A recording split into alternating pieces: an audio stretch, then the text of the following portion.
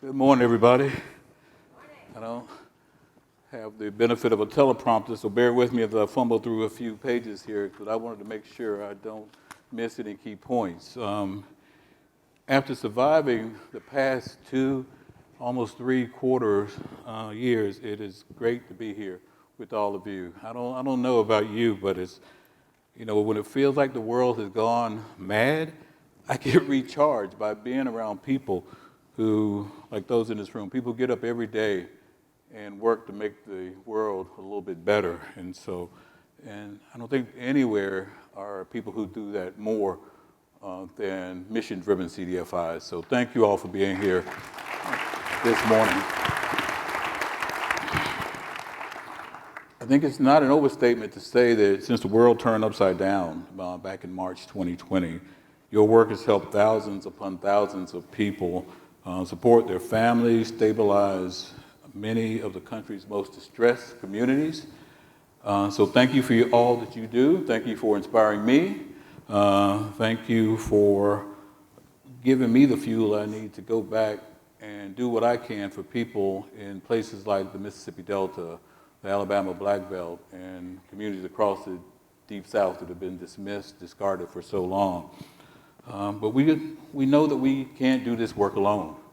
We never have done it alone. We need friends. Our communities need friends. We need friends who are woke. We need friends who have influence, who have deep resources, who understand the importance of what you do and are willing to stick with us for the long haul, not just when the cameras are on. We need folks that are there in a serious way, and I think we have some of those here today. COVID-19, George Floyd, an economic crisis, January 6th, and all the upheaval over the past few years has brought new allies to this work and deepened the commitment of longtime friends. I remember, this has been particularly true in corporate America. I was hired by the CEO of this small company in Bentonville, Arkansas, called Walmart. He was on the board of the Enterprise Corporation of Delta back then, and got on his plane and went to the Pew Charitable Trust a few days after his father died, and advocated for investment in people in the Delta. That you don't see that commitment everywhere. I remember back in, I think it was '99, this guy called Bill Clinton came to a manufacturer that we financed in Clarksdale, Mississippi, and was talking about the new market tax credit program. But after that, he was on a stage like this. Actually, it was in a warehouse, not quite this beautiful. But after that, Entergy made a $5 million, this is the largest electric utility in our part of the country. He made a $5 million investment, which at that time was the largest corporate investment in the CDFI in Enterprise Corporation of Delta. Well, that pales in comparison to the numbers that we're talking about today. We have the privilege of being here this morning for a conversation with Brandee, McHale, the head of community investment and development at Citi and the president of the Citi Foundation is here for Brandee. Thank you.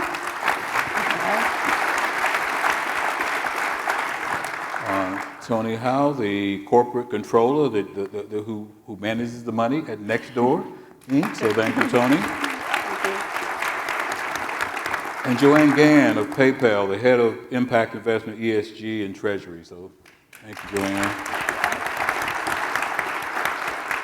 The theme of this year's conference is Invest in Change, and each of you represent companies that have risen to the challenge and are using finance and investment to create authentic change for communities struggling with historic underinvestment. And you selected CDFIs as effective partners to help improve conditions in these overlooked communities. So let's jump in. We want to hear from you.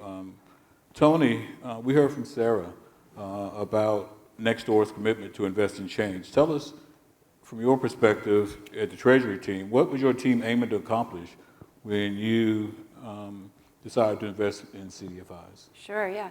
So we wanted to join the movement, right, and become an investor. And so we allocated a portion of our investment portfolio toward community development investing.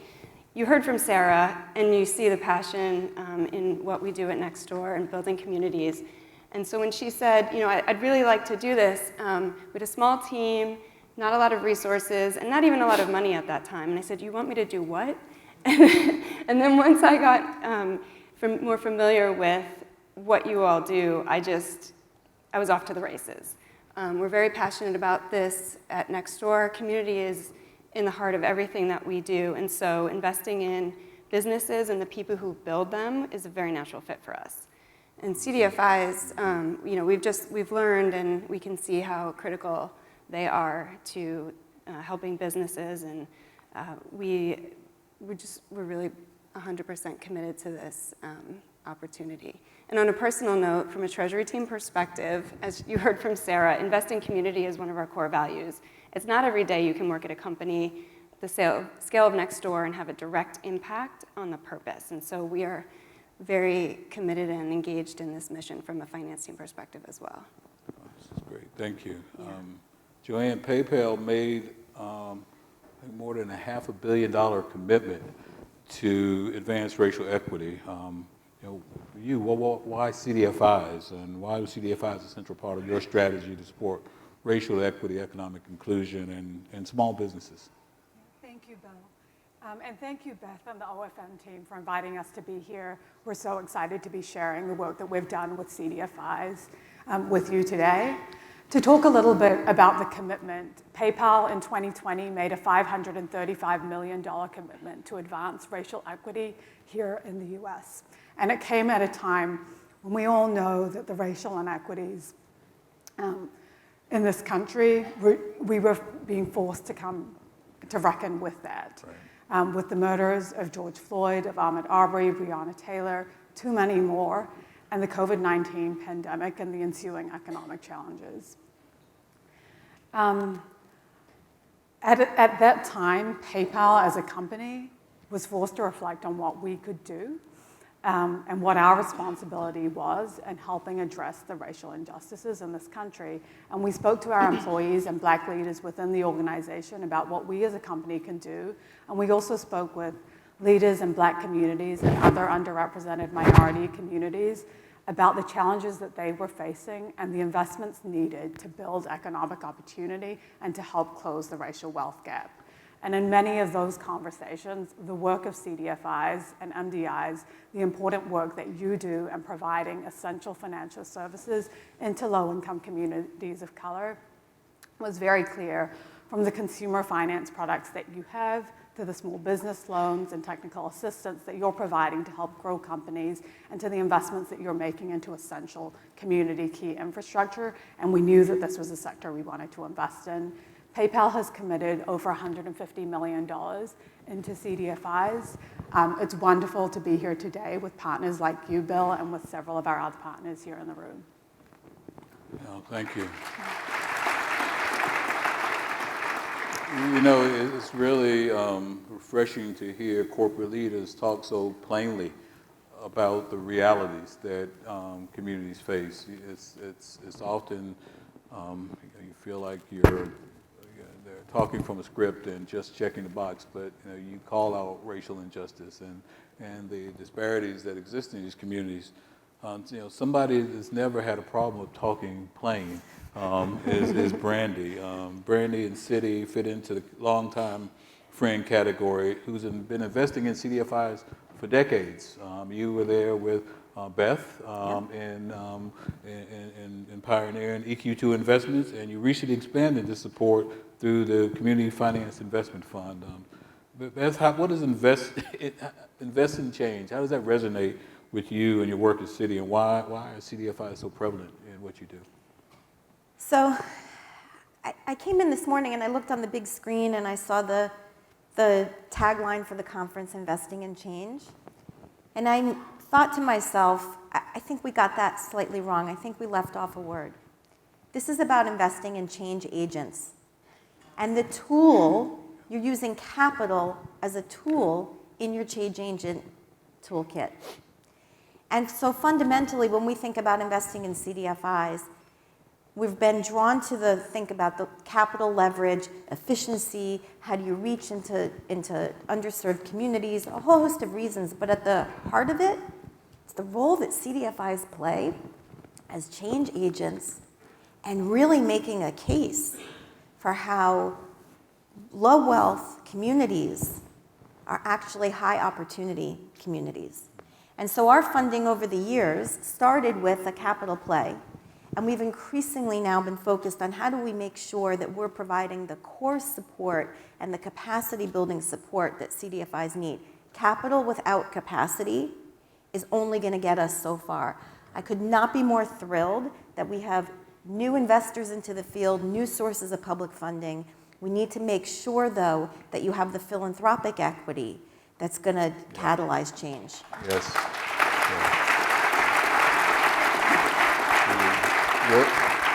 Where are my foundation friends? I hope you're hearing this. You know, what you said really resonates. We increasingly talk less about hope as a financial institution. I know that's what we do, but that's a tool. We exist to make sure that people who are on the wrong side of so much have the same opportunities that everyone takes for granted. And so whether it's education, home ownership, a grocery store, a job, at some point you need financing, you need capital. So that's the end. It's not about the money, it's about uplifting people. So thank you for that perspective. Joanne, when we were positioning Hope Credit Union to apply for the Emergency Capital Investment Program, the $9 billion. You guys, we're talking about billions. I've been around this field for pushing 4 decades, and this is new to me. It's great stuff. But you know, PayPal stepped up very quickly and made a $10 million deposit, a transformational deposit in Hope Credit Union. You also made investments in other banks, credit unions, and CDFIs. Can you talk about how your strategies came together and what was PayPal seeking to achieve through these initiatives? Yeah, thanks, Bill. When we were setting up this strategy, we were thinking that we wanted to make both short-term investments to help the immediate needs of small businesses that were struggling during the pandemic, as well as making medium and longer-term investments into organizations that were addressing the racial wealth gap. And so on the short-term investment side, let me give you one example. We partnered with AEO to distribute $15 million in grants to almost 1,400 Black-owned small businesses during the pandemic in 2020 and 2021 as they were facing really unprecedented challenges. Mm-hmm. And on the longer-term investment side, we created a $500 million economic opportunity fund at PayPal. And that is supporting community banks and credit unions like Hope Credit Union, as well as BIPOC-led venture capital and private equity funds. And when we think about the impact that we want to have in each investment, we're always thinking about how does this close the needle in the racial wealth gap. And I think Hope is a wonderful example of one of the investments within our portfolio. If I can just highlight one of your programs, Bill. Sure. The mortgage program at Hope Credit Union is providing a full set of wraparound services from home buyer education to help getting down payment assistance, paired with responsibly priced mortgages that is facilitating first-time home ownership predominantly for people of color. And that is doing leaps and bounds in closing the racial wealth gap when you think about the impact of home ownership on building generational wealth. And you're doing it in an area of the country in the Deep South, in Mississippi, where a Black mortgage applicant earning over $150,000 a year is denied a mortgage, is more likely to be denied a mortgage than a white applicant earning between $30,000 and $50,000 a year. Yeah. That says a lot. And the leadership that you and Dan Schulman, you talked about AEO, where Connie Evans is here, and Dan stood up and at AEO and talked about that commitment. I've known Dan since he was the CEO of American Express. Not a CEO, but he was at American Express, and he did a video that we went around the country talking about, I think it was forget the name of it, but the focus was on highlighting the scourge of predatory lending, payday lending and check cashing. And so Dan has taken that commitment to PayPal, and you all lean into it in an incredible way. So thank you so much. Brandee, the $50 million commitment? Yeah. Tell us about. Sure. Tell us about that. You know, I loved hearing the history. Beth, I feel like we've been like side by side along this 25-year journey, but and sitting up here today, I realized I can't say 25 years, it's actually been 30 years. 30 years ago, I was also a summer intern who showed up at the Citi Foundation, and we made a $1 million grant to what was then the National Association of Community Development Loan Funds, which was a really big deal. Like $1 million back then was a lot of money. And that grant was designed to say, how do we exponentially provide that core capital that then community development loan funds needed to exponentially increase their lending activity. Fast forward 30 years later, what we're realizing is that, again, the focus of the metric of success can't just solely be the amount of lending, because you're running complex institutions. These are not the community development loan funds of 30 years ago that were sometimes single product focused, had a single geographic focus. Many of you were running multi-state, national organizations, lots of product diversification. We stepped back and said, let's say, what can we do in this moment where there is all of this unprecedented level of capital investment? And what are the flexible dollars that the field needs to support critical R&D to drive operating efficiencies, to really figure out how do we begin to digitize and use technology? And I think the secret ingredient in this entire sector has been from day one, 30 years ago to today, it's how do we get amazing talent and really focus on the human capital. And so the $50 million were actually drawn from, we decided that we were going to donate the net profits from Citi's PPP lending activity and reinvest that money back into communities to support small businesses during this time. Thank you. And said we need to really focus, this is a moment to double down with CDFIs. These are kind of risky grants, these are big ideas that have been put forward, and it was really tough. This was probably one of the toughest grant-making programs and RFPs that we have ever gone through. There was so much innovation, but we said we wanted to pick a finite set of projects and make sure that there was enough capital to really get the idea off the ground. So we're excited. We're specifically working with OFN on a whole initiative around next-gen talent and leadership development. There's some big projects around how do we leverage balance sheets? How do we really, come on, we've been talking about this a long time. How do we really create the back office systems that we can all buy into and create those operating efficiencies? We gotta go. And a whole host of things. But there's one other thing I want to point out in what we funded that is also really important.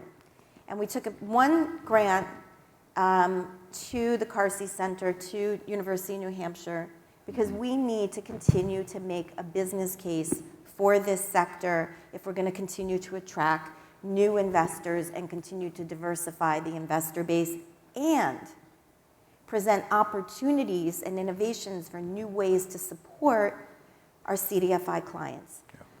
I'm going to put a challenge out there. We got to figure out how do we crack corporate supply chains and CDFIs and create more lending opportunities and business opportunities for our CDFI clients. So frontier, we want to be. Make the frontier a reality, actually. Sounds good. The community Finance Innovation Fund. Yeah. I think that's the right name. Yeah, and I'll say one last thing about it. These are big fancy words, we come up with all these names, it's innovation. There's one thing at the core of it that I really hope that my colleagues, hear and we take to heart. We don't have the ideas.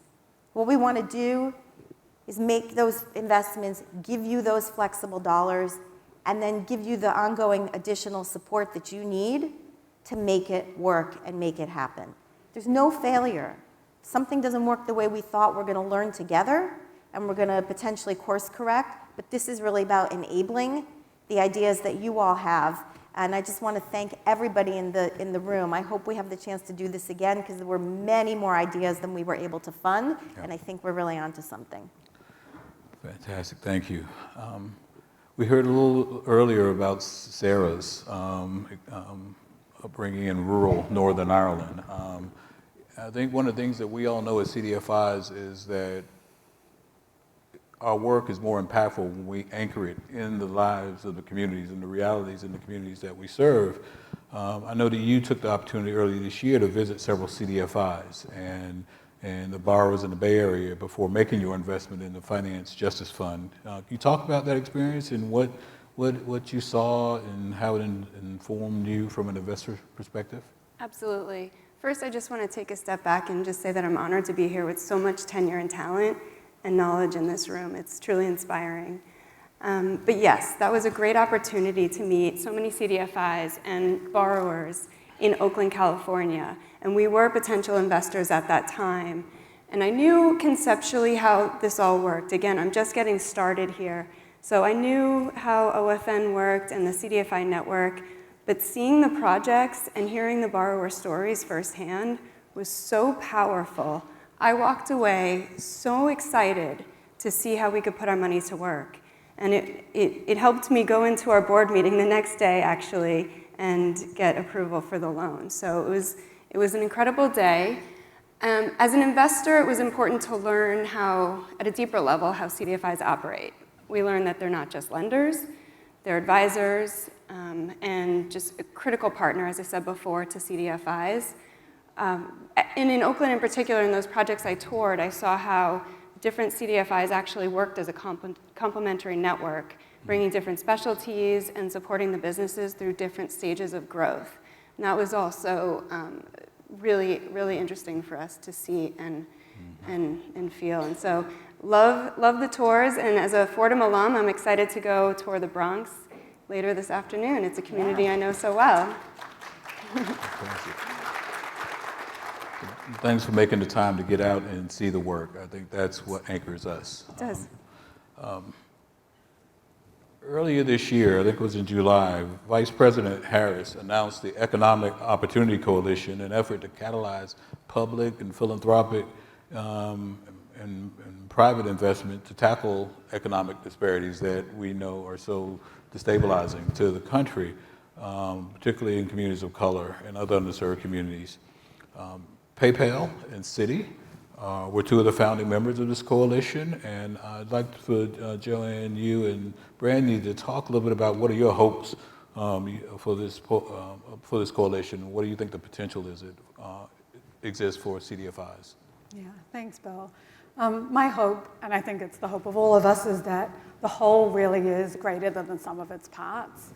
The Economic Opportunity Coalition is a historic effort to bring together, I think we are 24 private sector organizations aligned with the public sector on investing into underrepresented communities in the US to promote inclusive economic growth. And of the 4 focus areas that the EOC, Economic Opportunity Coalition, is focused on, investing in CDFIs and MDIs is one of the key focuses there. There are several initiatives underway, and I'll just highlight a couple. One, we're mobilizing $1 billion in deposits for MDIs. And a second, How much? $1 billion.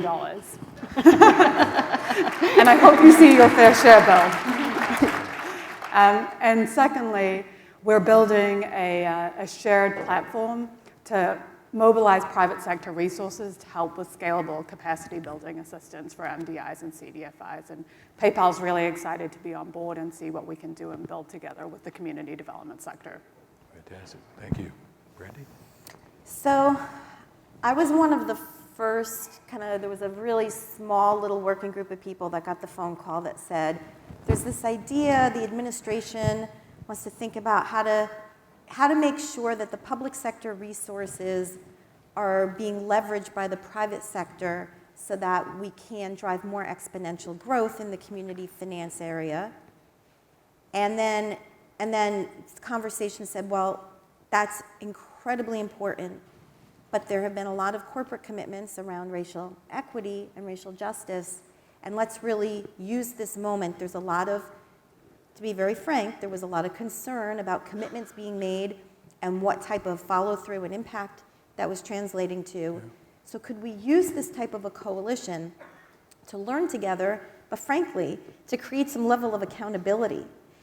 And so that, we started to talk about what the model would be. And it's hard to answer what I hope it will be. I think the easier way for me is to say what I hope it isn't. I hope in the end, it's not the same corporate institutions at the table. I'm so thrilled to meet new friends. We love new friends. This is so great. But I hope that it's not the same companies, the same names. OFN has really, and the CDFI sector has done such a great job at, trailblazing these new relationships in the tech sector.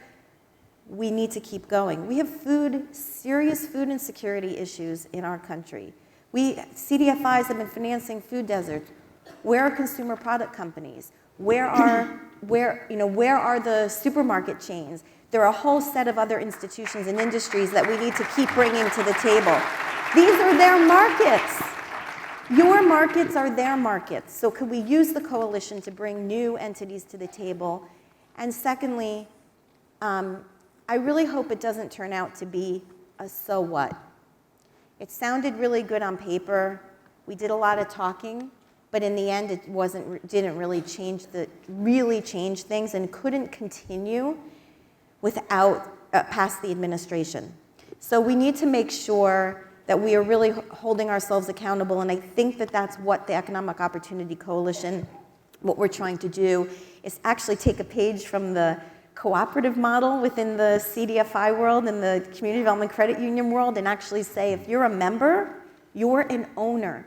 And what are you an owner of? You're signing up to be an owner of change. You're not signing up to write a check. You're not signing up to put your name in the press release, but you're really signing up to drive measurable change. That's all right. You're speaking our language. Thank you.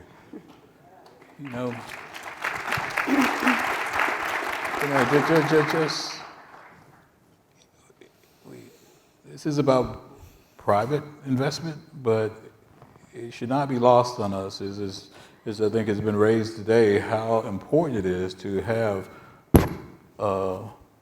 Vice President Harris, Secretary Yellen, Janice Bowler, Jody Harris, people who know CDFIs and who are working with the corporate sector, and you're having conversations not just about photo ops, but you're talking about, I think I heard you say accountability. Mm-hmm. That's important. So thank you for pushing our partners toward being accountable, because again, we've had a lot of photo ops. We need real results. We need long-term commitment, and so I think that's what we're hearing today. So thank you for that. So, to quote Dr. King, so where do we go from here? Four decades, CDFIs have leveraged capital from banks, now corporations, government, to move money into rural, urban, native communities who were left on the outside of the economy. And while these partners have helped us do a lot over the years, we know there's more to do. And so, Joanne, as you look to the future, what are your thoughts on how PayPal and other corporations can help us move toward a more inclusive economy? Yeah. That's a great question, and I think there are many different ways that corporations can advance inclusive economic growth. I think first and foremost is with your product. And so PayPal's mission is to democratize access to financial services. We think about improving the financial health of the individuals that use our platform. We think about how our platform can power businesses of all sizes around the world, and inclusion is core to who we are as a company. Second, you can do it through your operations and through promoting diversity, equity, and inclusion in your workforce and in your supply chains. And finally, and importantly, you can do it through your financial resources. Corporations in America have trillions of dollars on their balance sheet, and a portion of which could be deployed into community development and impact investments. PayPal has allocated $600 million of our balance sheet into impact investments that are advancing racial equity and gender equity. And we are working with the GIN, the Global Impact Investing Network, to stand up a new working group focused on corporate impact investing, because this is new to the corporate sector. Thank you. Toni, you and Sarah have inspired us. Tell me, how do you inspire your peers in corporate America to do more to invest in CDFIs? Yeah, so first I'd say networking is really important to, you can't just figure out what to do on your own. You really have to network and talk to other companies who are doing this, and that helped us find our way to OFN. I think, just for us in particular, being able to see the impact that we're having that is so directly tied to our company purpose is really important. And we needed to feel comfortable making this investment. And so we learned about CDFIs and the track record that you have, and so that brought us comfort in investing. We love the model. And the second point there would be, again, you just have to network. And meeting OFN really helped us execute on our community development investing strategy, because the access that they allow us to the CDFI network allows us to do things we wouldn't be able to do on our own. We're small, we're starting with $15 million, we don't have a lot of resources, and so this partnership is absolutely critical for us. And so I would encourage others to get involved. Please do, thank you. So Brandee, we'll give you the last word. You've been at this as long as many of us. What are your thoughts about the evolving role of philanthropy in working with CDFIs as we move forward? So on one hand, I'm thinking about this because I'm like, wow, look at this room. We have so many people. We've got the largest membership we've ever had. We have a diversified investor base. We have unprecedented levels of public support. But we still have so many communities in this country that don't actually have a local CDFI on the ground. And my call to philanthropy is for us to really understand how access to capital is really critical to healthy communities, and having a CDFI in the community, to me, is like a basic building block. It's sort of the of what you really need to have, you need education, you need access to healthcare, you need access to finance. And so I think in philanthropy, we've really got to understand, though, this finance piece. I serve on the board of the Council on Foundations, and I can tell you that this is still like an area that's got a lot of mystery to it. So I think we need to do more to really clarify. Again, this is not, we have to live in many different worlds here in the CDFI space. We got to talk the talk of bankers. We got to be able to be influential with public policymakers, but we also have to continue to make the case, I think, with philanthropy, how CDFIs are actually an accelerator, regardless of what their core mission is. If you want to drive health outcomes, you should be a supporter of CDFIs. You want to drive education, there's a role for CDFIs. So continuing to pull through, build our vertical, strengthen our vertical, but also not forget that we've got to continue to infiltrate these other areas. We are so fortunate to have PayPal, Citi, Nextdoor, helping us to carry our message forward. As the country gets, more diverse, we're looking at a nation that is, we're not talking about people of color being a majority. We're talking about an emerging majority. And, think about that. And we need friends. We need friends who are woke, who have resources, and who are willing to lean in. I think we have those in our friends here. Join me in thanking Joanne, Toni, and Brandee. Thank you, Bill.